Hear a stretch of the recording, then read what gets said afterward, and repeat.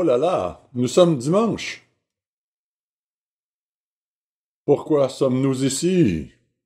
Eh bien, découvrons-le en nous rapportant à Lévitique 23. Lévitique 23 et nous débuterons au verset 15. Pourquoi sommes-nous ici? C'est une bonne question qui revient souvent lors des jours saints. Verset 15. Depuis le lendemain du sabbat, du jour où vous apporterez la gerbe qui sera agitée de côté et d'autre, vous compterez 7 semaines entières. Vous compterez 50 jours jusqu'au lendemain du 7e sabbat, et vous ferez à l'Éternel une offrande nouvelle. Hier, c'était le 7e sabbat, et aujourd'hui, c'est le 50e jour. Mais qui compte? Nous, bien sûr. Verset 21. Ce jour même, vous publierez la fête, et vous aurez une sainte convocation. Une sainte convocation. Ce temps est donc mis à part et sanctifié, et nous nous réunissons dans ce but. Vous ne ferez aucune œuvre servile. C'est une loi perpétuelle pour vos descendants dans tous les lieux où vous habiterez. 3 fois par année, nous nous réunissons. J'aimerais souligner que ces 3 périodes correspondent à ce que le Christ fit à la Pâque et au jour des pains sans levain, et ce qu'il fait aujourd'hui. Il fonde son Église, il vit en nous et nous transforme intérieurement. Nous parlerons de certaines de ces choses aujourd'hui, puis ce qu'il fera dans les jours saints de l'automne. Les 3 périodes de l'année correspondent aux activités du Christ sur la terre. Je suis sûr que vous connaissez tous l'exode des Israélites, où Dieu infligea de terribles fléaux à l'Égypte de cette époque, puis il a mis les Israélites à part, et même un chien n'aboyait pas contre eux lorsqu'ils sont partis. Ils ont été mis à l'écart, très à l'écart. Il les a protégés et les a fait sortir miraculeusement par sa main puissante. Ils sont sortis d'Égypte pour se rendre au mont Sinaï, et ils ont conclu une alliance nationale conditionnelle basée sur leur obéissance au commandement de Dieu. C'est ce qu'ils ont fait au mont Sinaï le jour de la Pentecôte. Si un jour vous souhaitez effectuer une étude biblique intéressante, vous pouvez retracer ce récit et voir que cela s'est produit le jour de la Pentecôte. Ce jour-là, Israël a reçu les commandements, les lois et les jugements. Et ce peuple, ces 12 tribus, est devenu une nation fonctionnelle sous le gouvernement du Dieu d'Abraham, d'Isaac et de Jacob comme dirigeant. Plus tard, des siècles et des siècles plus tard, le jour de la Pentecôte, Dieu donna le Saint-Esprit, et ce faisant, il fondait l'Église de Dieu, qui est l'Israël de Dieu. Vous en faites partie. L'Israël spirituel a commencé ce jour-là. Acte 2 décrit les langues de feu qui sont descendues sur eux à ce moment-là. La comparaison entre les 2 Pentecôtes est intéressante. Au Sinaï, le sommet de la montagne était embrasé par le feu et la fumée, ce qui était terrifiant. Cela devait être très excitant pendant que l'Éternel donnait ses commandements au peuple. Mais le jour de la Pentecôte, décrit dans Acte 2, des langues de feu sont descendues sur le peuple avec le bruit d'un vent impétueux. Une chose très différente, mais pourtant, d'une certaine manière, la même chose. Lorsqu'Israël a quitté l'Égypte, c'était le premier exode, et nous le décrivons et nous en parlons parfois. Mais saviez-vous qu'il y aura un 2e exode? 2 exodes. L'événement du second exode est décrit en détail dans les prophéties. Il est mentionné à de nombreuses reprises. C'est un événement que nous devrions tous connaître et qui devrait nous encourager parce qu'il offre un grand espoir à un peuple banni, la diaspora israélite. Ils furent dispersés parmi les nations, mais Dieu fit la promesse inconditionnelle de les ramener. Les Israélites conclurent une alliance nationale avec le Dieu d'Abraham, d'Isaac et de Jacob, mais ils la rompirent à plusieurs reprises.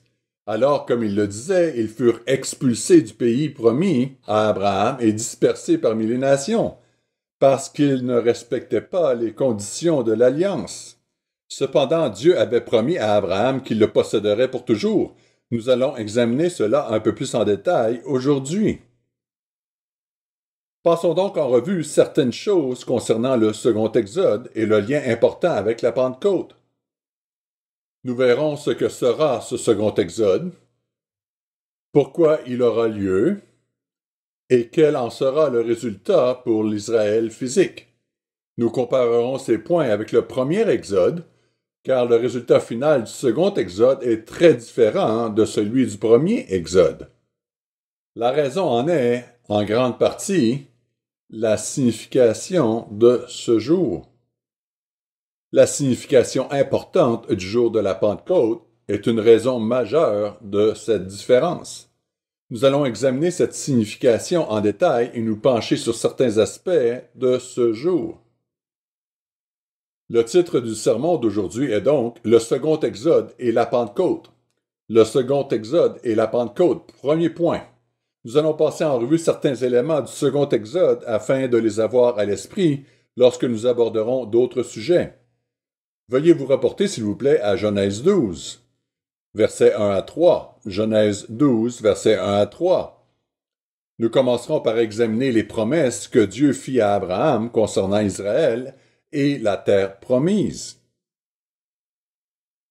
Nous n'en passerons que quelques-unes en revue pour en avoir une vue d'ensemble. À travers les alliances que Dieu a conclues avec Abraham dans les Écritures, il y a une chose importante à retenir concernant les promesses. Certaines sont conditionnelles. Si tu fais ceci, alors je ferai cela. D'autres sont inconditionnelles. Parce que tu as fait ceci, alors je ferai cette autre chose. Les promesses conditionnelles et inconditionnelles sont très importantes. C'est une idée simple, mais lorsque vous examinez ces promesses, il est important de les suivre. Genèse 12, verset 1. L'Éternel dit à Abraham. Ici, c'est une condition, une clause. Va-t'en de ton pays, de ta patrie, de la maison de ton père, dans le pays que je te montrerai. D'accord? S'il ne le faisait pas, s'il avait dit, eh bien, je ne veux vraiment pas partir, je pense que je vais rester ici, eh bien, il n'aurait pas rempli la condition. Mais il l'a fait. Il a obéi la voix de l'Éternel. Verset 1. Dans le pays que je te montrerai. Et premièrement, je ferai de toi une grande nation. Voici 7 promesses. Avez-vous déjà compté? Il y a 7 promesses ici. Premièrement, je ferai de toi une grande nation. Deuxièmement, je te bénirai. Troisièmement, je rendrai ton nom grand. Quatrièmement, tu seras une source de bénédiction. Et il l'a été. Ces choses se sont accomplies. Cinquième, je bénirai ceux qui te béniront. Cela s'est produit. Sixièmement, je maudirai ceux qui te maudiront. Cela s'est aussi produit. Septièmement, toutes les familles de la terre seront bénies en toi. Chaque fois que nous voyons le chiffre 7, le septième d'une séquence, il s'agit généralement d'un millénaire. Et c'est ce que cela signifie. Toutes les familles de la terre seront bénies en toi. Les promesses iront à tout le monde, au monde entier, et pas seulement à ses descendants physiques. Reportons-nous à Deutéronome. Deutéronome chapitre 1 et le verset 8. Deutéronome 1, verset 8. Israël a reçu les promesses en tant que nation en raison des promesses que Dieu fit à Abraham, Isaac et Jacob. C'est pour cette raison qu'ils les reçurent. Dieu le dit à de multiples reprises dans la Bible, même si, étonnamment, les gens parfois l'oublient. L'alliance nationale conclue avec Israël est un accomplissement partiel des promesses faites par Dieu à Abraham, Isaac et Jacob. Deutéronome 1, verset 8. « Voyez, j'ai mis le pays devant vous. Allez et prenez possession du pays que l'Éternel a juré de donner à vos pères, Abraham, Isaac et Jacob, et à eux et à leur postérité après eux. » Cela se répète plusieurs fois. Reportons-nous à 1 Roi 12. 1 Roi 12, versets 20 et 21. 1 Roi 12, versets 20 et 21. Nous ne ferons que survoler les principaux éléments qui se sont produits ici. Le royaume d'Israël, sous Jéroboam, s'est séparé du royaume de Juda sous Roboam. Par la suite, le royaume de Juda et le royaume d'Israël sont devenus des royaumes distincts. Les 10 tribus, avec une partie des Lévites, contre Juda et Benjamin avec les autres Lévites. Le verset 20. Tout Israël ayant appris que Jéroboam était de retour, ils l'envoyèrent appeler dans l'assemblée et ils le firent roi sur tout Israël. La tribu de Juda fut la seule qui suivit la maison de David. Verset 21. Roboam, arrivé à Jérusalem, rassembla toute la maison de Juda et la tribu de Benjamin, 180 000 hommes d'élite propres à la guerre, pour qu'ils combattent contre la maison d'Israël, afin de la ramener sous la domination de Roboam, fils de Salomon. Si vous parcourez les livres de 1 et 2 rois, vous verrez des guerres constantes entre le royaume d'Israël et le royaume de Juda. Jéroboam entraîna Israël dans l'idolâtrie et, par la suite, Juda est également tombé dans une grave idolâtrie. Cependant, Juda a gardé le sabbat, alors que le royaume du nord, d'Israël, l'avait perdu, selon les œuvres de Jéroboam. Maintenant, regardons Daniel 9, versets 7, 8 et 11. Daniel 9, versets 7, 8 et 11. Verset 7. Je précise que cela s'est produit beaucoup plus tard, pendant la captivité de Juda. Le royaume d'Israël fut déporté en raison du péché. Israël n'était pas en captivité à Babylone. Daniel le mentionne. Certains disent « Oh oui, mais ils se sont tous remis ensemble. » Non, ils ne se sont pas remis ensemble. Ils ne se sont pas remis ensemble. Ils étaient séparés, même pendant la captivité babylonienne. Il y a des preuves scripturales de cela, il y en a même beaucoup. Regardons le verset 7. « À toi, Seigneur, est la justice. » C'est la prière de Daniel à Dieu. « À toi, Seigneur, est la justice, et à nous la confusion de face en ce jour, aux hommes de Juda, aux habitants de Jérusalem, et tout Israël, à ceux qui sont près et à ceux qui sont loin, dans tous les pays où tu les as chassés. » Nous parlons d'Israël. Verset 7. « À cause des infidélités dont ils se sont rendus coupables envers toi. Seigneur, à nous la confusion de face, à nos rois, à nos chefs et à nos pères, parce que nous avons péché contre toi. » Il les avait littéralement fait sortir du pays, parce qu'il avait dit qu'il le ferait. Cela faisait partie des promesses. Verset 11. « Tout Israël a transgressé ta loi. » Tout Israël. Et s'est détourné pour ne pas écouter ta voix. Alors se sont répandues sur nous les malédictions et les imprécations qui sont écrites dans la loi de Moïse, serviteur de Dieu, parce que nous avons péché contre Dieu. Israël est donc entré dans la captivité assyrienne, nous le savons. Puis les Assyriens furent repoussés vers le nord par les Babyloniens, et Israël oublia le sabbat et leur identité, car le sabbat identifie le peuple de Dieu. Juda est allé en captivité à Babylone. Ils observaient le sabbat et ils en tenaient compte, heureusement pour nous. Ainsi, nous savons que le cycle de 7 jours fut suivi à travers toutes les époques. Ils ont donc conservé leur identité de peuple de Dieu. Permettez-moi d'abord, brièvement, d'aborder la question du sabbat à l'intention de nos nouveaux venus. Parfois, les gens appellent les commandements les 10 non. Les 10 choses qu'il ne faut pas faire. Et c'est vraiment incorrect. C'est faux, parce qu'il y a des commandements qui proscrivent, certes, comme tu ne voleras pas, ou tu ne commettras pas d'adultère, ou tu ne tueras pas. Ce sont des commandements qui proscrivent des choses qu'il est interdit de faire. Mais il y a aussi des commandements prescriptifs qui prescrivent des choses que vous devez faire, comme « honore ton père et ta mère », c'est prescriptif. « L'Éternel est votre Dieu et nous l'autre », c'est prescriptif. Et souvenez-vous du sabbat pour le sanctifier. C'est quelque chose que nous faisons. Nous sanctifions le jour du sabbat et bien sûr aussi les jours saints qui sont des sabbats annuels. Nous le faisons en cessant notre travail. Nous le faisons parce qu'en 6 jours, le Seigneur a fait le ciel, la terre, la mer et tout ce qui se trouve, et qu'au 7e jour, il s'est reposé. C'est pourquoi il a béni le jour du sabbat. C'est une bénédiction que nous avons, et il l'a sanctifié comme un souvenir pour nous tous. Exode 31, versets 12 à 15.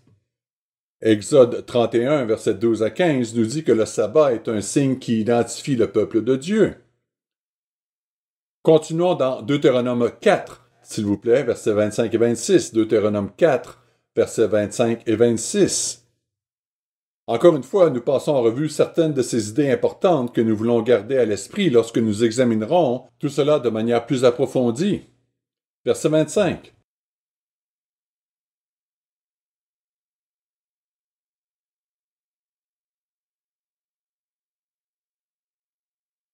Lorsque tu auras des enfants, et des enfants de tes enfants, et que vous serez depuis longtemps dans le pays, si vous vous corrompez, si vous faites des images taillées, des représentations de quoi que ce soit, si vous faites ce qui est mal aux yeux de l'Éternel votre Dieu pour l'hériter, j'en prends aujourd'hui à témoin contre vous le ciel et la terre. Vous disparaîtrez par une mort rapide du pays dont vous allez prendre possession au-delà du Jourdain. Vous n'y prolongerez pas vos jours, car vous serez entièrement détruits. Lorsqu'il est question de destruction totale, comme c'est ici le cas, et dans bien d'autres endroits, il s'agit d'un peuple, d'une communauté. Ils ne seront pas tous tués à cause de cela, mais la nation et la communauté, elle, sera détruite, comme c'est souvent le cas dans la parole de Dieu. Reportons-nous à Ésaïe chapitre 11, verset 11. Ésaïe 11, verset 11. Si Israël péchait, Dieu disait qu'il le disperserait.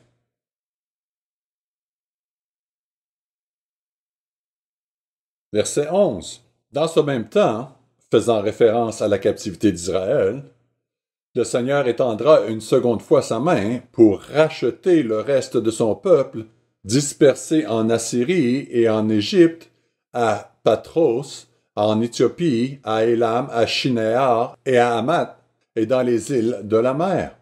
Les îles de la mer font référence à tous les autres côtes qui se trouvent là-bas, au loin. Ce sera donc le moment où il récupérera le peuple qu'il a dispersé.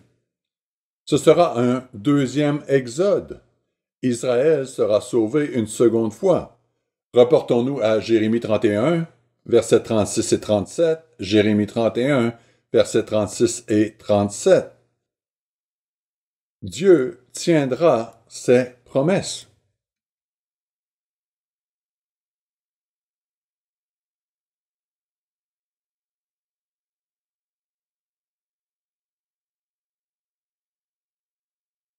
Nous n'avons pas passé en revue toutes les promesses que Dieu a faites à Abraham et qui sont inconditionnelles. C'est une toute autre étude biblique, mais nous savons qu'il a dit à Abraham, « Parce que tu as fait cela, je te bénirai. » Il l'a rendu inconditionnel au moment du sacrifice d'Isaac. Quand Christ lui a demandé de sacrifier son fils, puis il l'a ensuite sauvé. Jérémie 31, verset 36. « Si ces lois viennent à cesser devant moi, dit l'Éternel, la race d'Israël aussi cessera pour toujours d'être une nation devant moi. » Ainsi parle l'Éternel. Si les cieux en haut peuvent être mesurés, si les fondements de la terre en bas peuvent être sondés, alors je rejetterai toute la race d'Israël à cause de tout ce qu'ils ont fait, dit l'Éternel. Cela signifie qu'Israël continuera d'exister. Il ne sera pas détruit ou enlevé. Reprenons le même chapitre, Jérémie 31, versets 8 et 9. Jérémie 31, versets 8 et 9.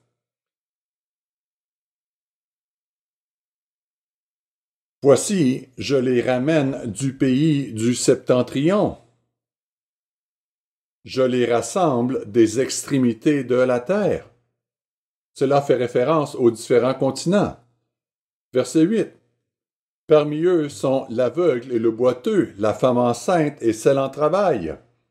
C'est une grande multitude qui revient ici. Ils viennent en pleurant et je les conduis au milieu de leurs supplications. Je les mène vers des torrents d'eau par un chemin uni où ils ne chancellent pas, car je suis un père pour Israël et Éphraïm est mon premier-né. Maintenant, regardons Jérémie 23, versets 7 et 8. Jérémie 23, versets 7 et 8. Il y a de nombreuses écritures de ce type, mais nous n'en examinerons que quelques-unes. Jérémie 23, verset 7. C'est pourquoi voici, les jours viennent, dit l'Éternel, où l'on ne dira plus, l'Éternel est vivant, lui qui a fait monter du pays d'Égypte les enfants d'Israël, mais on dira, l'Éternel est vivant, lui qui a fait monter et qui a ramené la postérité de la maison d'Israël du pays du Septentrion et de tous les pays où je les avais chassés, et ils habiteront dans leur pays. Il s'agit d'une référence directe à un second exode. Il mentionne le premier exode, puis il dit, eh bien, cela va se reproduire. Ces références sont nombreuses. Si quelques-uns souhaitent en voir une autre demi-douzaine, je les ai dans mes notes. Je ne vais pas toutes les citer ici, mais ce point est mentionné à de nombreuses reprises et parfois nous nous contentons seulement de les lire. Mais il se passe d'abord quelque chose d'important. Reportons-nous à Jérémie 30, verset 7. Jérémie 30, verset 7. Quelque chose qui s'appelle un temps d'angoisse pour Jacob. Verset 7 de Jérémie 30. Malheur, car ce jour est grand. Il n'y en a point eu de semblable. C'est un temps d'angoisse pour Jacob. Mais il en sera délivré. Ainsi, une période très difficile s'annonce pour Jacob, pour la maison d'Israël. Une chose très difficile. Voyons un peu ce qu'il en est. Reportons-nous à Ésaïe chapitre 6, versets 10 à 11. Ésaïe 6, versets 10 et 11. Ce sont des événements, mes frères et sœurs, qui ne sont pas très loin. Peut-être pas si loin. Verset 10. Rends insensible le cœur de ce peuple, endurcis ses oreilles et bouche-lui les yeux, pour qu'il ne voie point de ses yeux, n'entende point de ses oreilles, ne comprenne point de son cœur, ne se convertisse point et ne soit point guéri. Verset 11. Je dis, jusqu'à quand, Seigneur? Et il répondit, jusqu'à ce que les villes soient dévastées et privées d'habitants, jusqu'à ce qu'il n'y ait personne dans les maisons et que le pays soit ravagé par la solitude. Maintenant, reportons-nous à Amos, chapitre 5, versets 1 à 4. Amos 5, versets 1 à 4.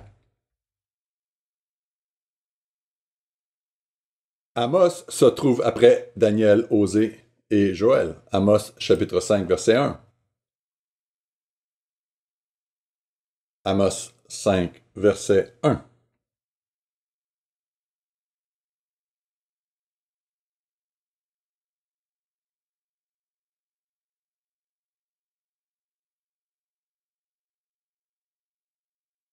Écoutez cette parole, cette complainte que je prononce sur vous, maison d'Israël. Elle est tombée, elle ne se relèvera plus, la Vierge d'Israël. Elle est couchée par terre, nul ne la relève. Car ainsi parle le Seigneur l'Éternel, la ville qui mettait en campagne 1000 hommes n'en conservera que 100, et celle qui mettait en campagne 100 hommes n'en conservera que 10 pour la maison d'Israël. Verset 4. Car ainsi parle l'Éternel à la maison d'Israël. Cherchez-moi et vous vivrez. Cherchez-moi et vous vivrez. 10 sur 100 et 100 sur 1000. C'est seulement une dîme qui reviendra. Vous savez, dans Matthieu 24 et 25, le Christ nous dit l'importance de veiller. De veiller. Et selon vous, que fait le monde de demain? Avec notre revue, notre littérature, nos émissions, nous plaçons les événements mondiaux dans le contexte de la prophétie biblique, afin que nous puissions voir les choses telles qu'elles se développent dans le monde. Et le Christ nous dit de veiller. Que regardons-nous? Observons-nous les nuages? Regardons-nous l'herbe? Nous observons les événements mondiaux dans le contexte de la prophétie de Dieu pour le monde et pour Israël. Qu'est-ce que nous regardons et voyons qui se prépare? Nous regardons et nous pouvons relier ce qui se passe à la parole de Dieu. Nous avons l'obligation de l'annoncer. Nous n'irons pas dans Ézéchiel 33, mais Dieu nous dit que nous avons le devoir d'avertir, car ceux qui veillent et qui voient, s'ils voient, ils ont le devoir d'avertir. Sinon, le sang ou ce qui se passe est sur eux, s'ils ne veillent pas et s'ils n'avertissent pas le peuple. Il est important que nous le fassions, et c'est une fonction importante de l'Église d'aujourd'hui, parce que nous voyons et nous avons des yeux pour voir et des oreilles pour entendre. Nous lisons également que la protection d'Israël réside dans sa repentance. Nous prêchons donc la repentance individuelle et nationale aux nations, à ce pays et à tous les peuples. Nous lançons un appel au pays et nous disons « Regardez, voyez-vous vos péchés ?» Nous le soulignons dans les émissions télévisées, dans nos articles. Pouvez-vous voir ce que vous faites? Pouvez-vous voir ce qui vous arrive?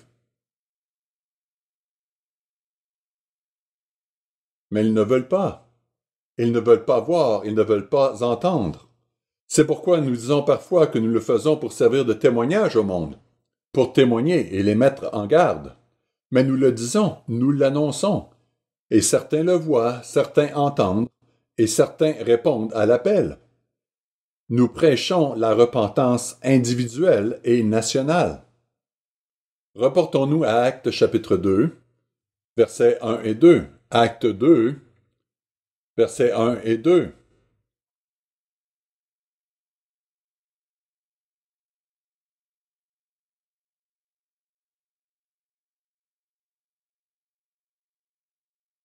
Acte 2, verset 1, il s'agit d'une référence à Joël 2. Et il est intéressant de noter que ce passage se situe dans le contexte du jour de la Pentecôte. Il commence ainsi au verset 1. Le jour de la Pentecôte, ils étaient tous ensemble dans un même lieu. Tout à coup, il vint du ciel un bruit comme celui d'un vent impétueux. Il décrit ensuite ce qui s'est passé ce jour-là. Quelques versets plus loin, les versets 20 et 21, le soleil se changera en ténèbres et la lune en sang, avant l'arrivée du jour du Seigneur, de ce jour grand et glorieux. Alors quiconque invoquera le nom du Seigneur sera sauvé. C'est une chose importante, et parfois nous devons nous en souvenir, afin que nous le rappelions à nos proches, à ceux qui ne croient pas, ou aux amis qui ne suivent tout simplement pas ce que nous faisons, ou qui ne croient pas aux choses que nous disons. Lorsque ces choses se produiront, ils diront « Wow! Ils enseignaient cela depuis le début. C'était dans leurs émissions depuis le début. Il y a maintenant la famine de la parole, mais ils se souviendront de ce qui a été dit. Que disait-il? Invoquez le nom du Seigneur. Si vous invoquez son nom et lui faites confiance, il vous assurera une certaine protection lorsque vous ferez cela. » Reportons-nous à Amos chapitre 9, versets 8 et 9. Amos 9, versets 8 et 9.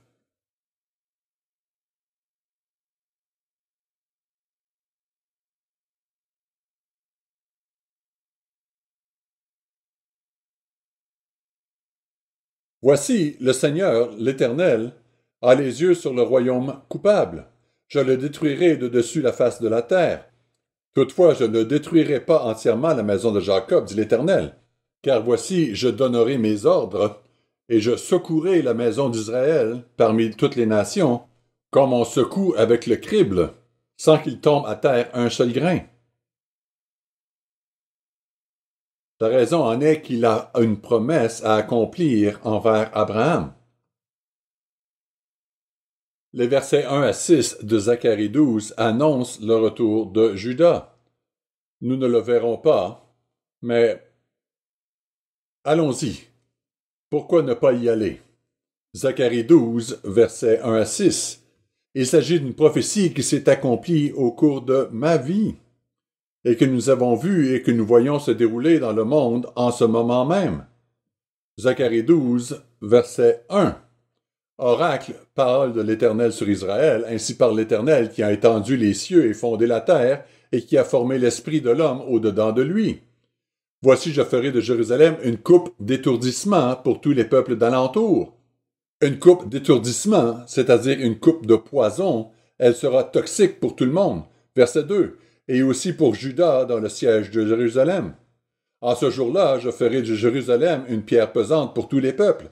Tous ceux qui la soulèveront seront meurtris, et toutes les nations de la terre s'assembleront contre elle. Cela reste à venir, mais c'est intéressant si vous regardez les choses maintenant, il semble que la terre entière soit rassemblée contre Israël, contre Juda. Seules les nations israélites les soutiennent actuellement.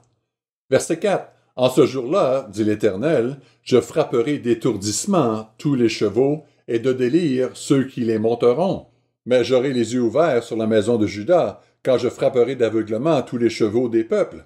Les chefs de Juda, pas les rois, mais les chefs, diront en leur cœur, les habitants de Jérusalem sont notre force, par l'Éternel des armées, leur Dieu. Verset 6. En ces jours-là, je ferai des chefs de Juda comme un foyer ardent parmi du bois, comme une torche enflammée parmi des gerbes. Ils dévoreront à droite et à gauche tous les peuples d'alentour, et Jérusalem restera à sa place, à Jérusalem. C'est ce qui s'est passé au cours de la vie de ceux qui sont assis ici en ce moment. Pour résumer le premier point, Dieu a fait une nation conformément aux promesses faites à Abraham. Les 10 tribus du nord d'Israël ont rompu l'alliance nationale conclue au Sinaï et ont été dispersés dans les nations. De même, Juda a été dispersé, mais il est revenu. Dieu a toujours tenu sa promesse inconditionnelle du droit d'aînesse à l'égard d'Éphraïm et de Manassé.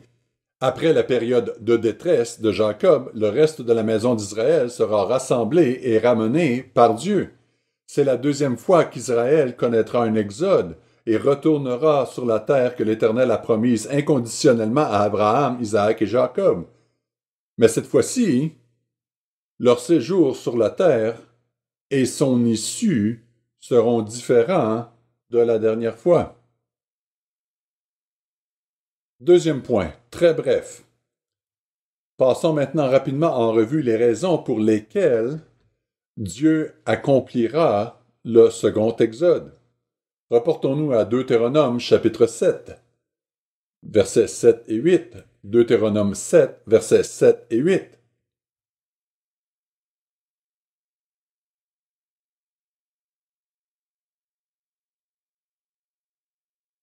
Ce n'est pas parce que vous surpassez en nombre tous les peuples que l'Éternel s'est attaché à vous et qu'il vous a choisi, car vous êtes le moindre de tous les peuples, mais parce que l'Éternel vous aime, parce qu'il a voulu tenir le serment qu'il avait fait à vos pères. L'Éternel vous a fait sortir par sa main puissante, vous a délivré de la maison de servitude, de la main de Pharaon, roi d'Égypte.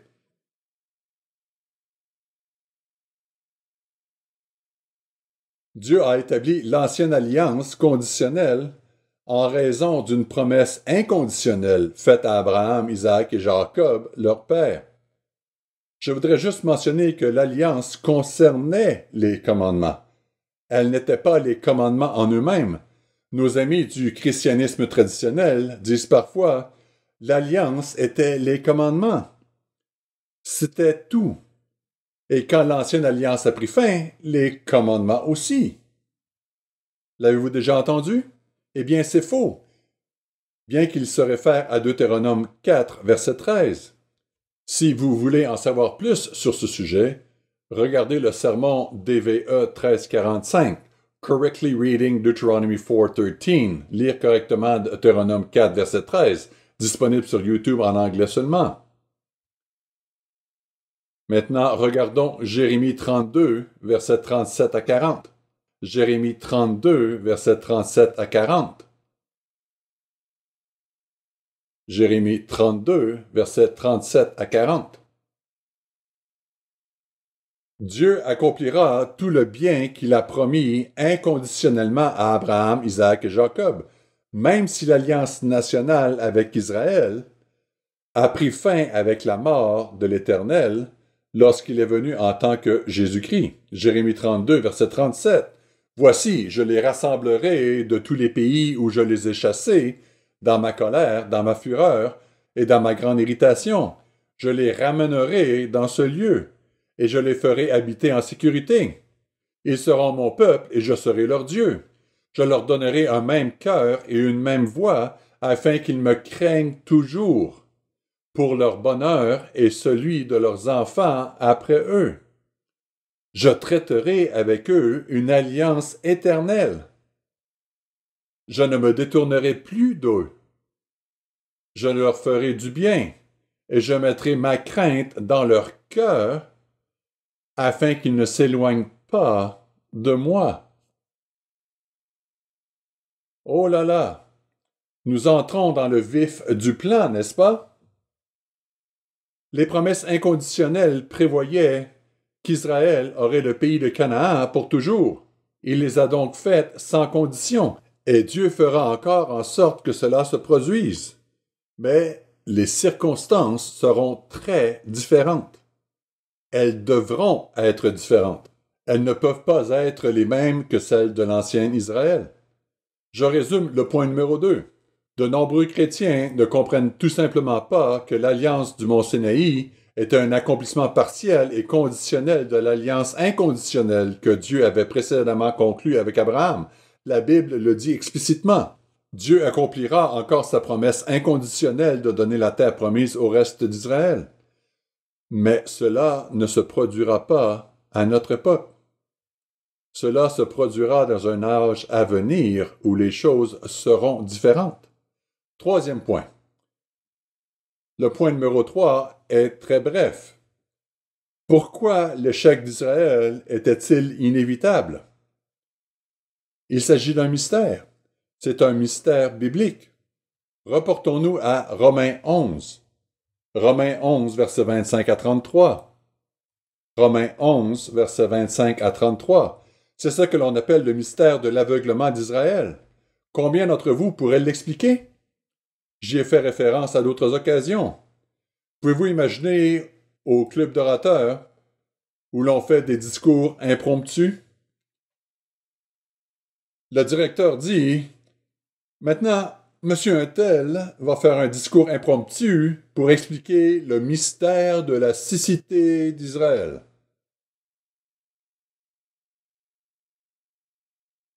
Vous seriez sur le point de partir, n'est-ce pas? Non! Bon, eh bien, voyons cela. En raison de l'échec d'Israël, leur mariage avec le Christ a pris fin, et le Christ peut se remarier, et les promesses sont ouvertes à toute l'humanité, à l'épouse ressuscitée du Christ. Romains 11, verset 25. Car je ne veux pas, frères, que vous ignoriez ce mystère. Mystérion est le mot qui signifie quelque chose qui doit être révélé. Vous ne pouvez pas le découvrir vous-même. Verset 25. Afin que vous ne vous regardiez point comme sages. Une partie d'Israël est tombée dans l'endurcissement, jusqu'à ce que la totalité des païens soit entrée. Et ainsi tout Israël sera sauvé, selon ce qu'il est écrit. La totalité des nations n'est pas encore entrée, mais cela ne saurait tarder. Selon qu'il est écrit, verset 26, le libérateur viendra de Sion, et il détournera de Jacob les impiétés. Et ce sera mon alliance avec eux lorsque j'ôterai leurs péchés. Verset 28. En ce qui concerne l'Évangile, ils, les Juifs, sont ennemis à cause de vous. Une pierre d'achoppement en parlant des Juifs. Ils étaient opposés à tout ce que faisait l'Église primitive. Mais en ce qui concerne l'élection, ils sont aimés. Pourquoi? À cause de leur Père. Car les dons et l'appel de Dieu sont irrévocables, inconditionnels. Verset 30. De même que vous avez autrefois désobéi à Dieu, et que par leur désobéissance, vous avez maintenant obtenu miséricorde. Nous avons obtenu miséricorde par leur désobéissance, parce que cela a abouti au sacrifice du Christ et à la fin de l'ancienne alliance. Verset 31. De même, ils ont maintenant désobéi afin que, par la miséricorde qui vous a été faite, ils obtiennent aussi miséricorde. Car Dieu a renfermé tous les hommes dans la désobéissance pour faire miséricorde à tous. Le salut est maintenant ouvert à tous à cause de l'échec d'Israël. Verset 33. Aux profondeurs de la richesse, de la sagesse et de la science de Dieu, que ses jugements sont insondables et ses voies incompréhensibles. Les mystères, les choses que nous ne pouvons pas découvrir en regardant et en raisonnant, Dieu doit nous les révéler. Résumons le point numéro 3 brièvement, le mystère de l'aveuglement d'Israël. En raison de l'échec d'Israël, l'alliance matrimoniale du Christ avec Israël a pris fin avec sa mort, rendant possible une nouvelle alliance avec l'Israël de Dieu, vous, qui s'étendra à tous les enfants d'Israël et au monde entier dans le royaume de Dieu. La promesse du Saint-Esprit est accessible à tous les peuples, et cela va de pair avec cette alliance. Quatrième point. Voici l'aboutissement final pour les enfants d'Israël. Reportons-nous à Ézéchiel 20, versets 34 à 38. Ézéchiel 20, versets 34 à 38. Ce passage peut paraître sévère, mais il est porteur d'un grand espoir. Nous avons lu précédemment que seul 1 sur 10, une dîme seulement, serait sauvé, serait ramené. Mais ceci montre ce qui se passe lorsque le reste revient. Ézéchiel 20, verset 34, lorsque le reste revient, je vous ferai sortir du milieu des peuples, et je vous rassemblerai des pays où vous êtes dispersés, à main forte et à bras étendus, et en répandant ma fureur. Cela se passe dans le contexte du millénium, dans les derniers jours, verset 35. Je vous amènerai dans le désert des peuples, et là je vous jugerai face à face. Verset 36. Comme je suis entré en jugement avec vos pères dans le désert du pays d'Égypte, le second exode va se produire. Ainsi j'entrerai en jugement avec vous, dit le Seigneur l'Éternel. Verset 37. Je vous ferai passer sous la verge, et je vous mettrai dans les liens de l'alliance. Ainsi, ceux qui passent sous la verge entrent dans les liens de la nouvelle alliance. Il se peut que seulement une dîme d'Israël soit acceptée. Verset 38. Je séparerai de vous les rebelles et ceux qui me sont infidèles. Je les tirerai du pays où ils sont étrangers. Je les tirerai du pays où ils sont étrangers. Dans les régions au nord, là où ils seront. Mais ils n'iront pas au pays d'Israël. Et vous saurez que je suis l'Éternel. Il est donc possible qu'un grand nombre de personnes survivent au temps d'angoisse de Jacob. Cela m'encourage. Mais seuls les fidèles, peut-être seulement ceux qui invoquent le nom du Seigneur, entreront. Il y a peut-être un espoir pour plus d'un dixième d'Israël d'entrer dans la terre promise la deuxième fois, mais les rebelles se verront refuser l'entrée. La dîme du Seigneur ira à la terre promise et à la nouvelle alliance avec Israël. Deutéronome 5, verset 29, est un passage de l'Écriture à mémoriser. Vous pouvez vous y reporter si vous le souhaitez. C'est une déclaration émouvante de l'Éternel. C'est presque une explosion d'émotion de sa part quand vous le lisez. Deutéronome 5, verset 29. Oh! S'ils avaient toujours ce même cœur pour me craindre et pour observer mes commandements, tous mes commandements, afin qu'ils soient heureux à jamais, eux et leurs enfants. Oh, s'ils avaient toujours ce même cœur pour me craindre! Qu'est-ce que Dieu nous dit ici? Ne nous contentons pas seulement de lire cela.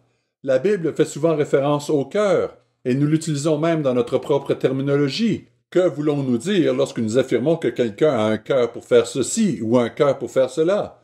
Lorsque vous donnez quelque chose du fond du cœur, oh, il a fait ce cadeau du fond du cœur. Oh, je donne cela de bon cœur. Je parle du fond de mon cœur. Vous parlez avec la volonté de faire quelque chose. Vous donnez un cadeau que vous voulez vraiment, vraiment donner à quelqu'un. Vous donnez de bon cœur. Quand vous dites quelque chose à quelqu'un du fond du cœur, vous exprimez quelque chose qui est vraiment votre volonté. Vous dites quelque chose que vous ressentez profondément quand vous faites cela. Votre volonté est votre pouvoir de choisir. Et nous devons obéir à Dieu. Oui, nous obéissons à Dieu. Et nous choisissons d'obéir. J'ai de nombreux exemples qui remontent à l'enfance de nos enfants. L'un de nos garçons, lorsqu'il était petit, ne mangeait rien de vert. Il ne mangeait pas ses légumes, en particulier les brocolis. Nous devions lui dire, « Tu dois manger tes légumes. Mange tes légumes maintenant. » Et grognement, il mangeait ses légumes. Aujourd'hui, il raffole des légumes. Et en passant, nous avons découvert que si vous mettez du beurre à l'ail dessus, ils mangeront n'importe quoi. Mais il aime ses légumes maintenant. C'est sa volonté de manger ses légumes. Vous savez, quand vous dites aux enfants « mange tes légumes », tous les enfants le font. Mais quand vous sortez le gâteau au chocolat, vous n'avez pas besoin de leur rappeler. Il n'y a pas d'obéissance. Ils vont le manger immédiatement et ils en redemandent dès qu'ils en ont l'occasion. Pour ceux qui se convertissent, quand Dieu change notre cœur par son esprit, j'aime à dire que la loi de Dieu est comme le morceau de gâteau. Il nous change intérieurement pour que nous ayons envie de le faire. Et c'est ce dont il parle ici. Oh, s'ils avaient un tel cœur en eux qu'ils veuillent observer mes lois. Je n'aurais pas à les forcer à le faire. Je n'aurais pas besoin de les menacer constamment avec une carotte et un bâton. Je n'aurais pas besoin de leur sacrifice pour leur rappeler leurs péchés. Oh, s'ils avaient un tel cœur en eux avec la volonté d'obéir. Reportons-nous à Jérémie 31, versets 31 à 34. Jérémie 31, versets 31 à 34. Cette prophétie est reprise dans Hébreux 10, versets 16 et 17. Mais lisons ici l'original, Jérémie 31, verset 31. Voici les jours viennent, dit l'Éternel, où je ferai avec la maison d'Israël et la maison de Juda une alliance nouvelle, séparée, même dans le millénium. Ils sont identifiables et séparés. Mais ils se réuniront, bien sûr, dans le pays. Verset 32. Non comme l'alliance que je traitai avec leur père, le jour où je les saisis par la main pour les faire sortir du pays d'Égypte, alliance qu'ils ont violée, quoique je sois leur maître, dit l'Éternel.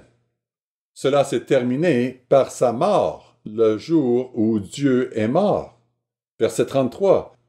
Mais voici l'alliance que je ferai avec la maison d'Israël. Après ces jours-là, dit l'Éternel, je mettrai ma loi au-dedans d'eux, je l'écrirai dans leur cœur, ils la comprendront, ils la connaîtront. Donc les commandements, les lois et les jugements, ils les connaîtront et ils en entendront parler. Ce sera dans leur esprit et sur leur carnet de notes? Non, sur leur cœur, écrit dans leur cœur. Verset 33, je l'écrirai dans leur cœur et je serai leur Dieu et ils seront mon peuple. Comment Dieu s'y prendra-t-il? Qu'est-ce qui sera différent à cette époque? Qu'est-ce qui sera différent? C'est que ces lois deviendront littéralement leur volonté, le morceau de gâteau pour eux, la chose qu'ils veulent faire. Qu'est-ce qui sera différent? Verset 34, celui-ci n'enseignera plus son prochain, ni celui-là son frère, en disant « Connaissez l'Éternel ». Car tous me connaîtront, depuis le plus petit jusqu'au plus grand, dit l'Éternel, car je leur pardonnerai leurs iniquités, et je ne me souviendrai plus de leurs péchés. Ils le connaîtront, parce qu'ils connaîtront sa loi, et qu'elle sera écrite dans leur cœur. Ses caractéristiques seront en eux. Nous comprenons que cette promesse s'applique également à l'alliance que Dieu conclut avec Israël spirituel, qui est l'Israël de Dieu. Ces lois sont écrites dans notre cœur. C'est l'une des choses que nous nous souvenons en ce jour particulier. Dieu travaille avec chacun d'entre nous. Le Christ vit en nous. En ce jour, il donna son esprit, qui permet à sa loi d'être écrite dans nos cœurs. Ensuite, il vit en nous et nous transforme pour que nous voulions la mettre en pratique. Je veux être ici aujourd'hui. Je veux respecter le sabbat. Je veux faire ces choses. J'ai un long chemin à parcourir, comme nous tous. Mais il nous transforme intérieurement pour que sa loi soit écrite dans nos cœurs, sur le cœur des enfants de l'Israël de Dieu. Le résultat final? Le succès de cette nouvelle alliance sera possible grâce à deux choses. Et le jour saint de la Pentecôte est important à cet égard. Deux choses. Première chose, Joël chapitre 2, verset 28. Joël 2, verset 28, je vais simplement le lire. « Après cela, je répandrai mon esprit sur toute chair. » Tout le monde l'aura. Le monde entier aura accès à l'Esprit de Dieu, et cela se produira lorsque le Christ viendra et que son royaume sera établi sur la terre. Dieu donna son Saint-Esprit à la Pentecôte, en ce jour. Cet esprit transformateur n'est pas seulement pour nous. Nous nous en souvenons en ce jour, et nous en parlons, et nous passons en revue tous les détails des caractéristiques de l'esprit. C'est très important, mais nous devons aussi nous rappeler que c'est quelque chose que Dieu fera. Il va le déverser sur le monde entier, et il fera en sorte que d'autres puissent être transformés à leur tour. Reportons-nous à 2 Timothée, chapitre 1, verset 7. 2 Timothée, chapitre 1, verset 7. Car ce n'est pas un esprit de timidité que Dieu nous a donné. Au contraire, son esprit nous remplit de force, d'amour et de sagesse. L'amour est le souci des autres, agapé. Vous savez, nous avons l'amour filial, philéo, dans la Bible. Des choses que vous aimez personnellement. Mais l'amour divin, où nous disons Dieu est amour, s'exprime dans ce que nous faisons. Et Dieu exprime son amour intrinsèque en lui-même par ses actions. D'où ce mot agapé, car Dieu a tant aimé le monde qu'il a eu des sentiments chaleureux dans son cœur? Non, bien sûr que non. Il a fait quelque chose. Il a donné son Fils unique. Il a agi. Et l'amour de Dieu consiste à garder ses commandements. Quelque chose que nous faisons. C'est ce que ce mot signifie. C'est un esprit d'amour. Dieu ne nous a pas donné un esprit de crainte, mais un esprit de force, d'amour et de sagesse. C'est ce que l'Esprit nous apporte. Nous voulons l'avoir, nous voulons l'aviver. Qu'avez-vous de plus précieux que cette force de l'amour et de sagesse? Romains chapitre 12, verset 2. Romains chapitre 12, verset 2. Le Saint-Esprit convertit nos volontés. C'est un esprit transformateur. Et c'est nécessaire pour le monde entier. C'est essentiel. Si ce qu'il dit doit se produire dans le royaume pour le monde entier, la nature transformatrice de l'esprit est nécessaire. Romains 12, verset 2. Ne vous conformez pas au siècle présent, mais soyez transformés par le renouvellement de l'intelligence, afin que vous discerniez quelle est la volonté de Dieu, ce qui est bon, agréable et parfait. La volonté de Dieu devient notre volonté. Elle vient de Dieu par son esprit. Elle nous transforme pour que nous voulions faire sa volonté. Nous voulions respecter sa loi. Et dans la mesure où c'est ce que nous sommes, c'est dans cette mesure que nous pourrons gouverner dans son royaume. Pensez-y, dans le royaume de Dieu, vous pourrez toujours faire ce que vous voulez. Mais ce que vous voudrez faire sera la volonté de Dieu. C'est pourquoi la conversion. Verset 2. Ne vous conformez pas au siècle présent, mais soyez transformés par le renouvellement de votre intelligence. Reportons-nous à 1 Corinthiens 15, versets 20 à 23. 1 Corinthiens 15, versets 20 à 23. Ce n'est pas pour rien que la Pentecôte est appelée la fête des prémices. Le Christ est le premier des prémices, le tout premier. Il nous a ouvert la voie. Sa résurrection est la voie que nous suivons. Et vous êtes les prémices. Nous nous en souvenons en ce jour. L'Église a été formée en ce jour. Les prémices de Dieu ont grandi en ce jour. Nous nous en souvenons. 1 Corinthiens 15, versets 20 à 23. Mais maintenant, Christ est ressuscité des morts. Il est les prémices de ceux qui sont morts. Car, puisque la mort est venue par un homme, c'est aussi par un homme qu'est venue la résurrection des morts. Et comme tous meurent en Adam, de même aussi tous revivront en Christ, mais chacun en son rang. Christ comme prémisse, puis ceux qui appartiennent à Christ lors de son avènement. Lorsque vous sortirez et voyagerez plus tard dans l'année, vous verrez peut-être des champs qui ont été labourés et préparés. Certains contiendront du maïs, mais d'autres seront en train d'être préparés pour être ensemencés. Cet automne, vous verrez des petits bouts d'herbe pousser dans les grands champs. On dirait que ce n'est que de l'herbe qui pousse. Qu'est-ce qui pousse là-bas? Je me le demande. Vous savez ce que c'est? C'est du blé d'hiver. Il germe, enfonce ses racines et pousse tout au long de l'hiver. Mais il ne dépasse pas cette hauteur. Au printemps, que se passe-t-il? Dès qu'il fait chaud, il explose en grains qui peuvent être récoltés, généralement juste avant la Pentecôte. Ils en prenaient les prémices et les agitaient devant le Seigneur. Il en va de même aujourd'hui, cette pratique se poursuit. Ensuite, la grande moisson avait lieu. Et à l'automne, il y avait une deuxième moisson, la grande récolte. Regardons Romains chapitre 8, verset 11. Romains 8, verset 11. Cet esprit en nous permettra d'être ressuscités à l'immortalité. Lorsque vous avez l'Esprit de Dieu en vous, c'est son esprit qui vous met à part et qui vous sanctifie. Vous êtes sanctifiés et saints. Dieu nous donne plusieurs choses à sanctifier.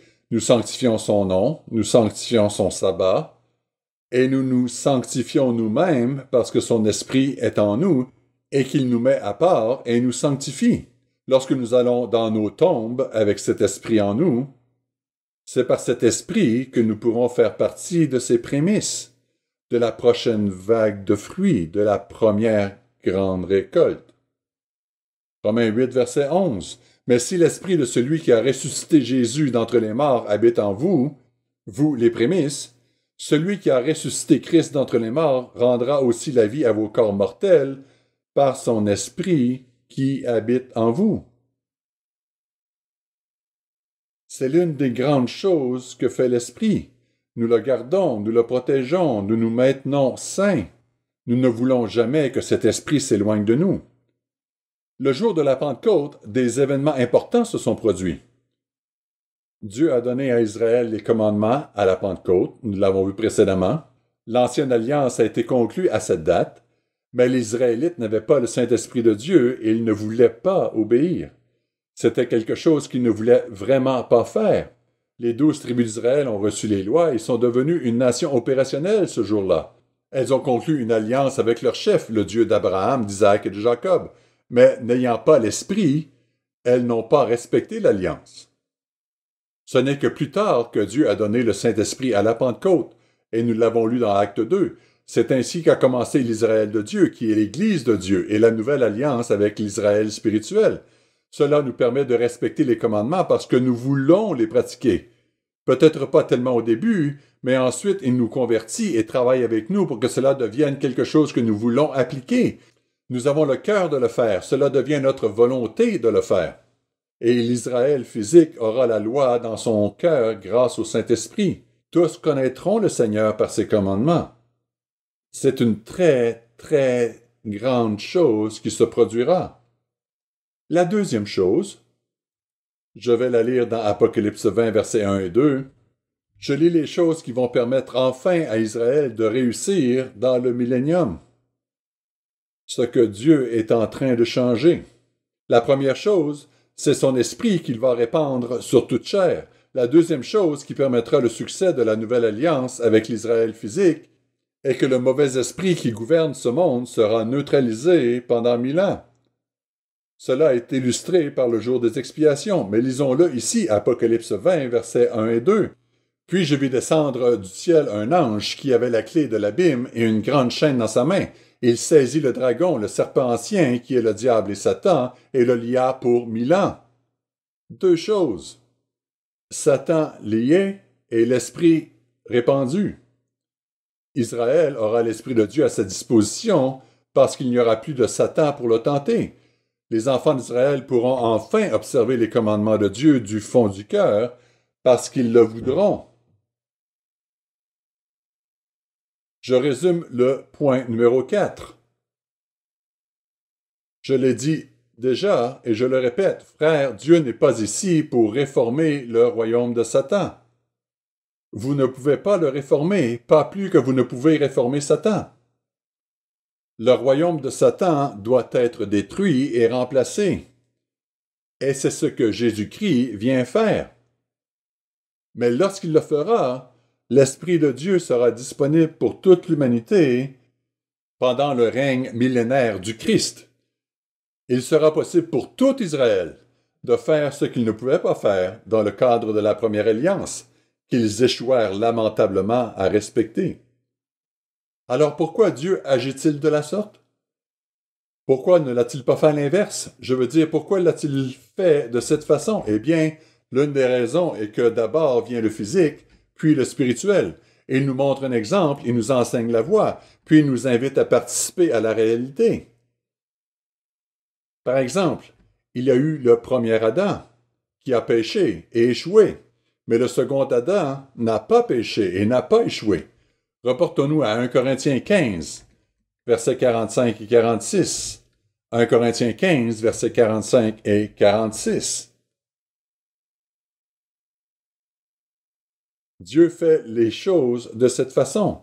Il commence par une chose et celle-ci contient de nombreuses images de ce qu'il va faire à l'avenir.